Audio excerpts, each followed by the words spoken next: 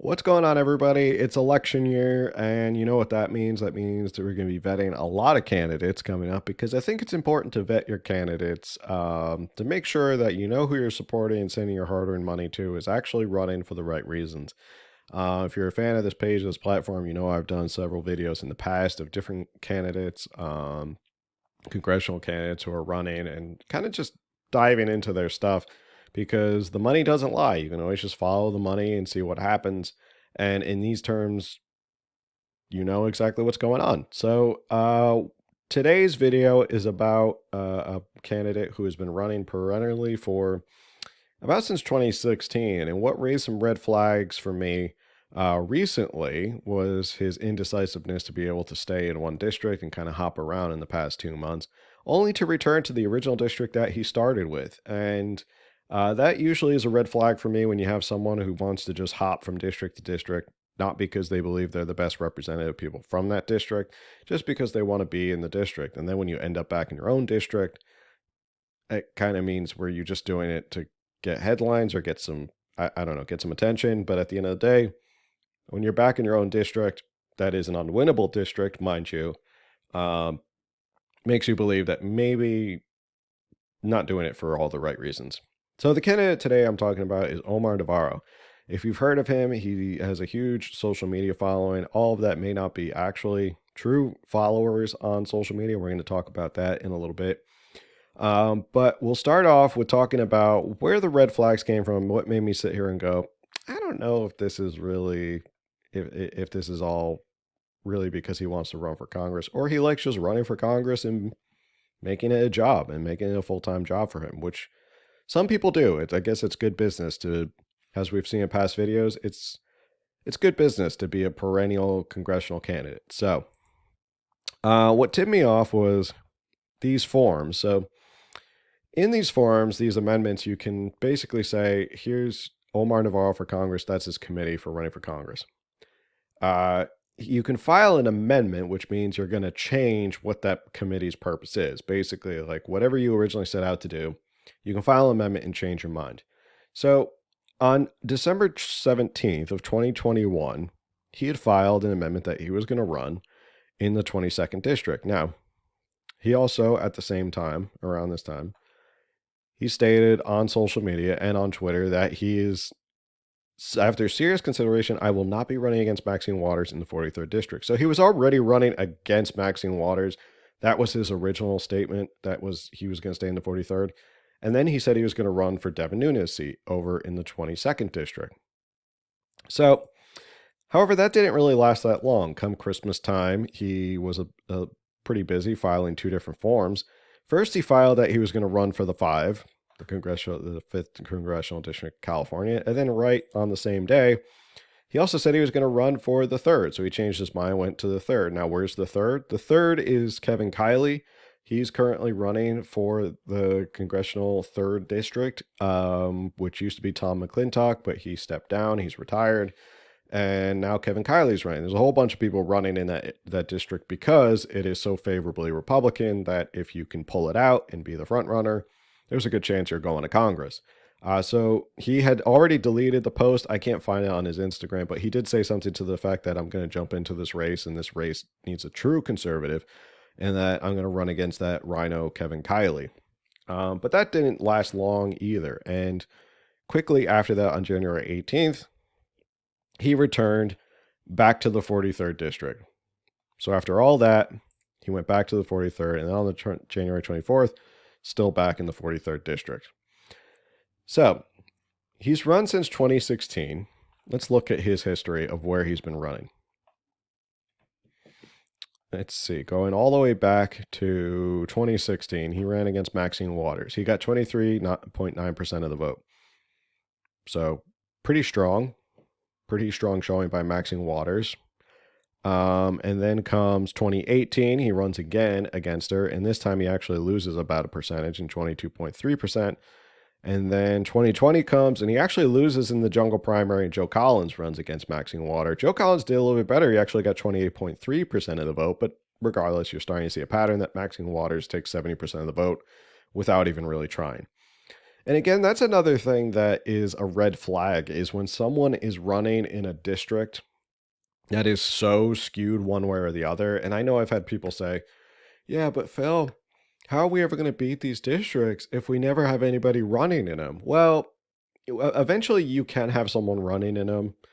This was like sort of the same thing I talked about when I did the Kim Klacik video is when you run in a district that is so heavily skewed in one way or the other, it doesn't matter what you do because the parties are going to line up and the voters are going to show up for their person. What you have to do is you have to get on the ground, you have to change the voters, you have to even out the voter registration so that it actually is more of a competitive district, meaning that if there's less than a 10% or 10-point difference, great. Now you have a chance to actually flip that seat, but not in the way it is right now with Maxine Waters. So continually running in the 43rd and just getting 20% of the vote every year or every election cycle is usually a red flag that what you're not really doing this maybe for the right reason. You're not chipping away either if you only continually gain 20% of the vote. So now jumping back to his disbursements, if you've seen any of my past videos, you know I like to go to the money and the disbursements. Now, because he's a congressional candidate, this is going to be on the FEC. If you're looking at state candidates in California, you go to the Secretary of State.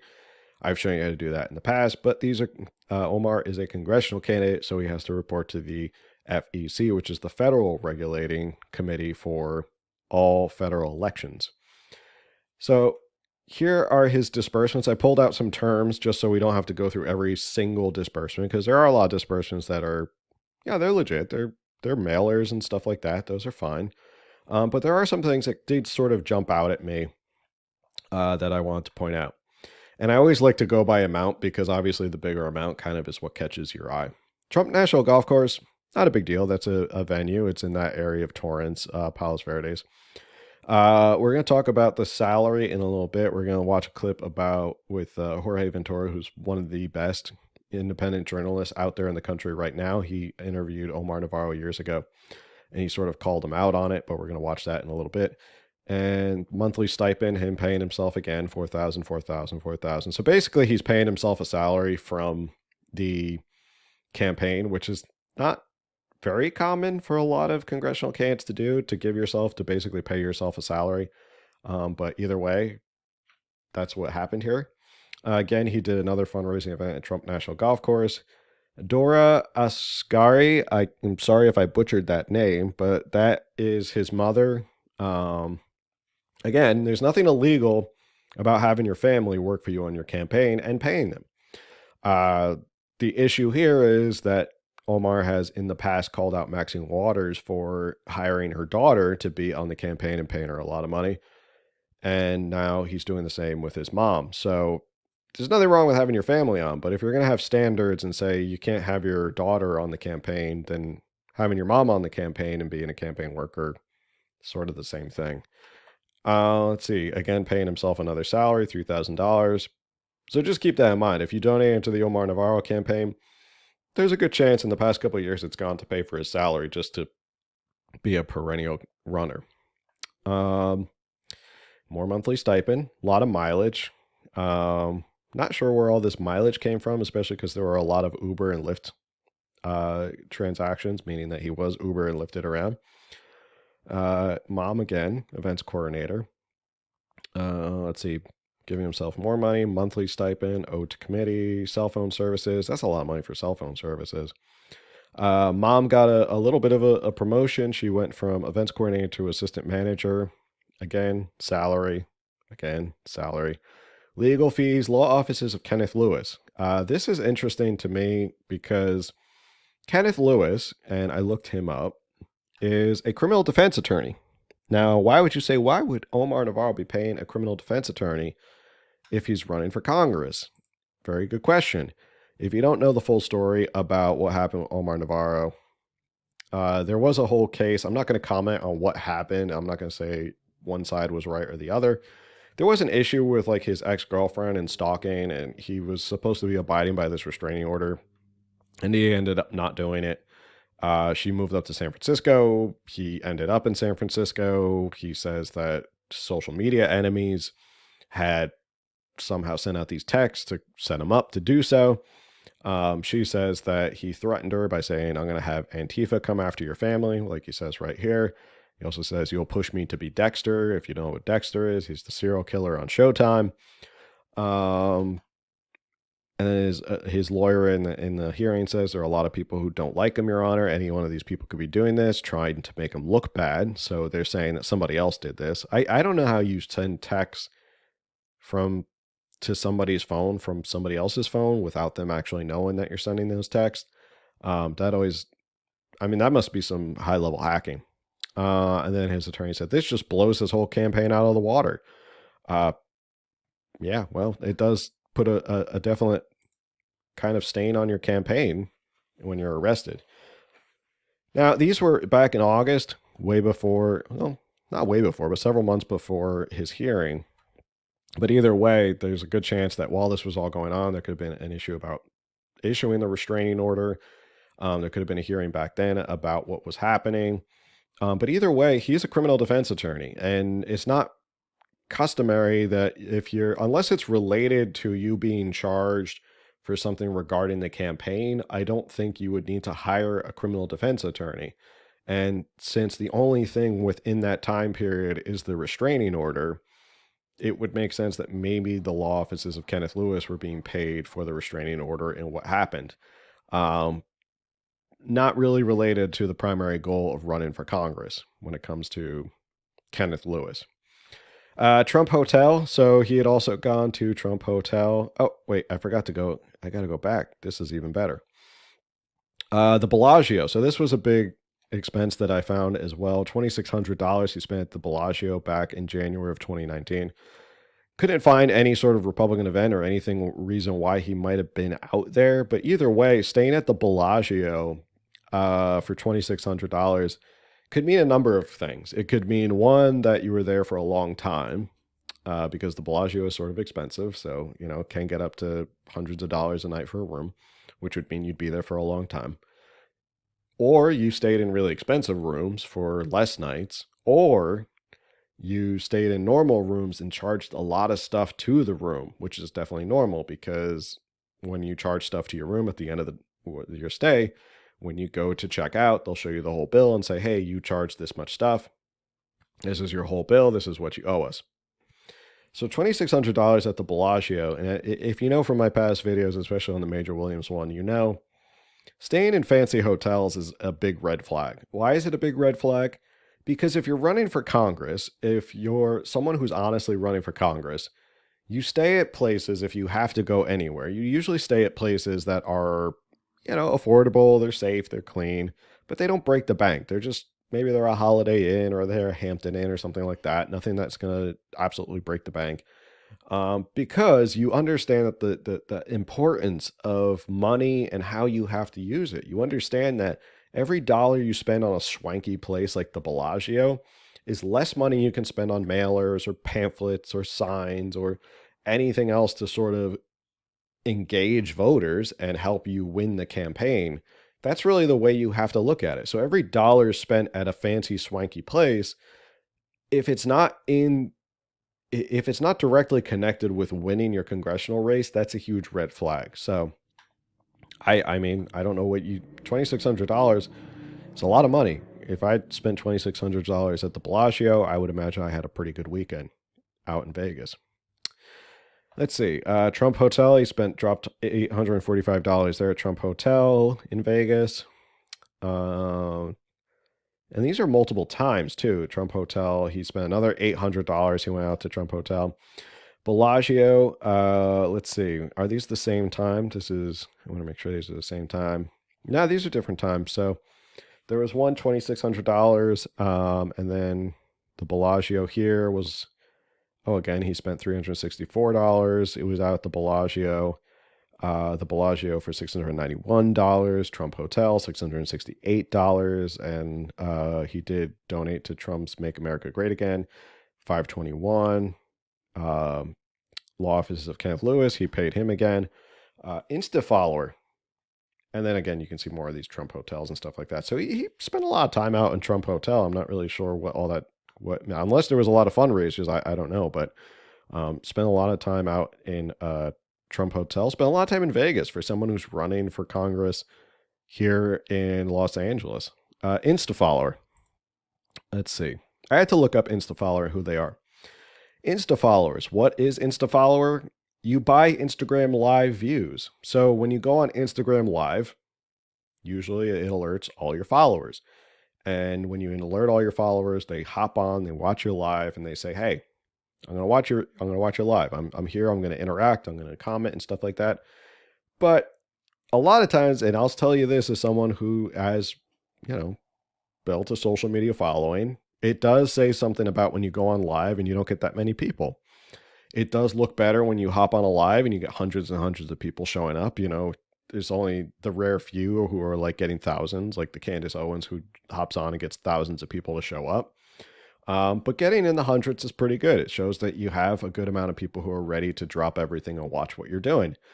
So if you're going online and you look at somebody and say, "Oh, wow, I went on their live and they had 500 people on there." That looks pretty good, right? It gives you credibility that you're doing something right and there's a lot of people who like you.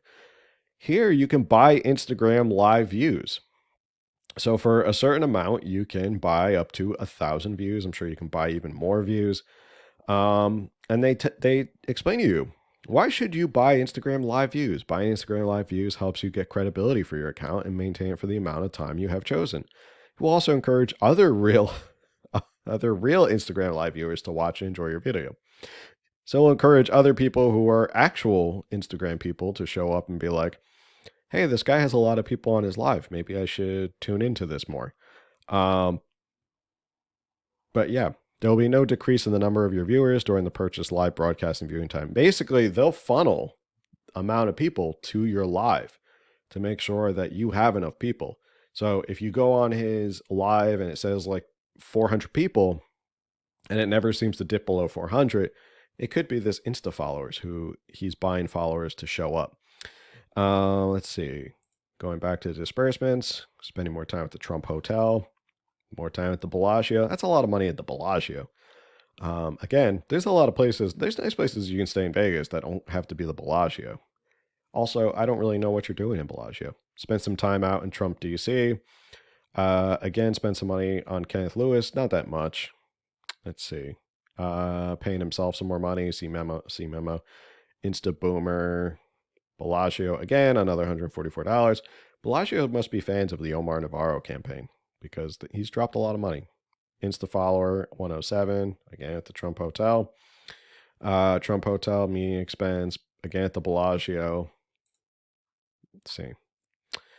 Going back up, more Trump Hotel. A lot of money out in Vegas. Insta Boomer.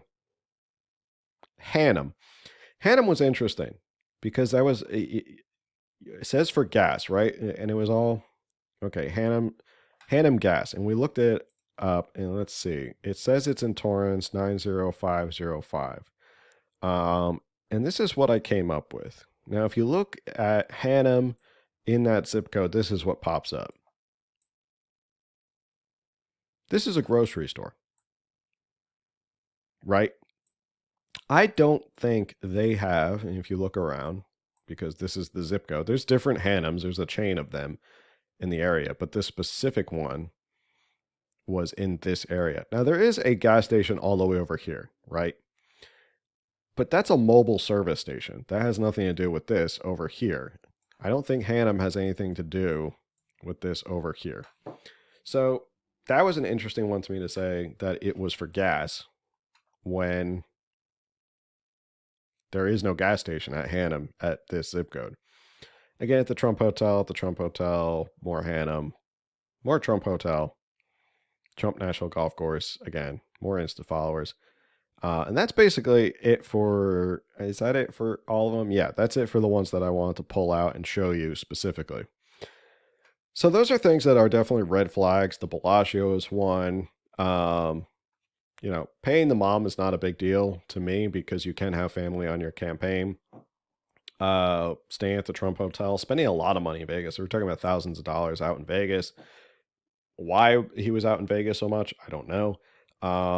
Saying that he spent money on gas at this Asian supermarket when there wasn't really a gas station. Lots of money on mileage, lots of money on Ubers and Lyfts as well.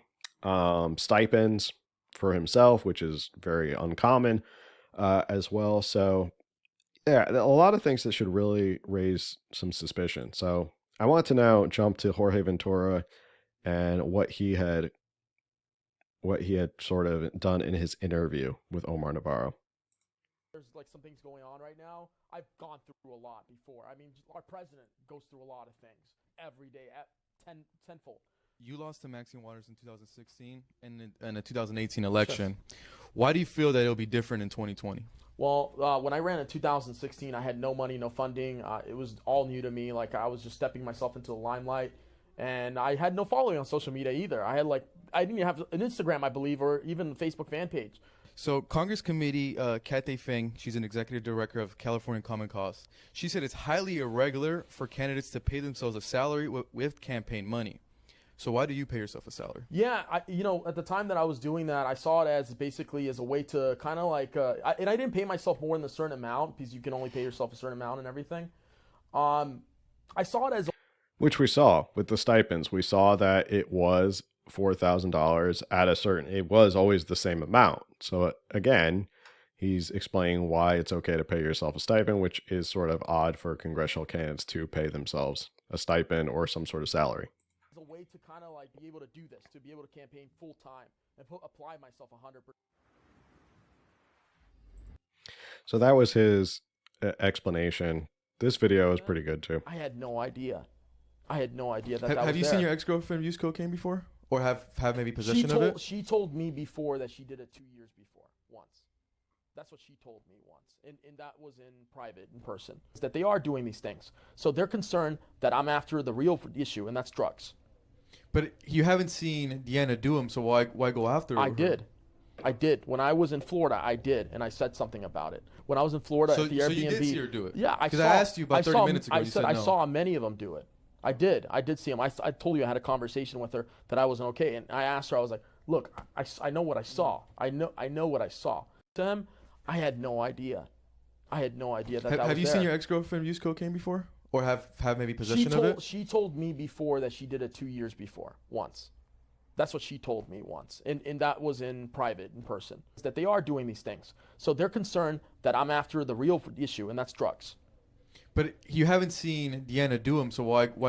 So I think it just looped there. What Jorge did here, and he explains it in his caption right here. If he had ever seen his ex-girlfriend Deanna do cocaine before, and he says, since he's accusing her and the Proud Boys of it, he says the first time that his ex told him she did, but he never saw it himself. And then he asked him the same question later, and he said he did see her do it. Then he says, I know what I saw. So two different stories there as well. Situation where you put your hands on her, got physical with Oh, her, language or warning right now. maybe threatened to kill yourself. Have you ever told her, I've built your fucking reputation, you wouldn't have a following if it wasn't for me? In this police report, this was filed February 15th of 2016. Here's her exact words in the writing. It says, in the past, my husband tried slamming a car door in my face when we were dating. We were married. He shook me multiple times, threw cups on the floor as well as plates, and threw phones and wedding rings out the window out of anger. He also threatened to kill himself and open the door on the car while I was driving many times to scare me. On June 13, 2019, I told Omar again that our relationship was over and booked a trip to Florida so that he could not show up at my residency and follow me. During this time, Omar informed me that he installed software on my phone so that he could locate me at all times, listen to my phone calls, read a situation. So that's just him sort of more summarizing, and then obviously a lot of his followers talking about the interview itself. Again, Jorge Ventura, one of the best independent journalists out there right now, doing a lot of great work. So definitely give him a follow. But to sort of sum it up, is a lot of this stuff illegal? It's questionable as to whether or not this is on the up and up. I mean, I'm definitely not going to sit here and say what he did was breaking the law, but it's not necessarily about breaking the law. It's about what you're doing with people's hard-earned money as a candidate. And when you're a candidate, you are taking people's hard-earned money. They're literally opening their wallets, donating to you because they believe in you. And if you're going to the Bellagio, if you're going to Vegas, if you're spending money on stuff that you say is gas, paying yourself a salary, all of these things, that's an issue. That's an issue because that's people's money. That's not, yeah, it's not like you're a businessman who created something of value and people have paid you for your services or paid you for a product. They're paying you and giving you money because they believe you're going to go and do something right in the world and do something right in their district, or they believe you're a good person. Now, I'm not saying maybe Omar's still a good person, but it is alluring to get caught up in these congressional races where you do make a lot of money. We're talking tens of thousands, hundreds of thousands, millions of dollars start pouring into your campaign. And all of a sudden you start to see, like, what could I maybe get away with? What could I buy myself? What could I kind of, add as a campaign expense? It's alluring. I mean, it happens with businessmen who have corporations. They figure out what can I do as a write-off, what's good, what's not. But stuff like that is definitely, you have to kind of sit there and go, well, should I keep supporting a candidate who is going to take my money and give it to himself as a salary? And probably one of the most, and this really has nothing to do with his running and stuff like that. This was one video I saw that really just kind of took me back a little bit. So this was one of his recent videos that I want to pull up right here. Let's see, it's one of these recent ones. Here we go. All right, everyone, I'm going to play this video, and you guys should listen to it just for a second. Booster, flu shot, and I'm going to be honest, I have the shingle shot too. And I still get my period. What? Yes! Traveled, went to Mexico twice, did shows, meet and greets, never got COVID. Clearly, Jesus loves me the most. Seriously. So nice. So nice. But this situation with Heather McDonald was a moment of triumph because God finally sent a message to these leftists. And, right when she was mentioning God's name, she drops like an ant to the ground, which tells us that God is listening and he's here. All right. Now, this doesn't really have anything to do with his campaign spending or anything like that, but I don't know what God you're praying to. But I don't pray to a God who strikes people down and is a vengeful God. So that video to me, sorry, that's my personal take. But anyway, that's our video about Omar Navarro. There's going to be a lot more about candidates coming up as we begin to vet. We do these deep dives to see what's going on, kind of see what they're up to, because a lot of this stuff is out in the public, and a lot of this stuff you can search for yourself. So if it's a congressional candidate or a federal candidate, go to the FEC. If it's a state candidate, go to the Secretary of State. If it's someone running for governor, go to the Secretary of State of California. This is a lot of work you can do yourself, and I have past videos if you want to go check them out where you can see how I do this and how I go through it. It's not rocket science. It's, for some people, it's a lot of fun. They feel like a detective.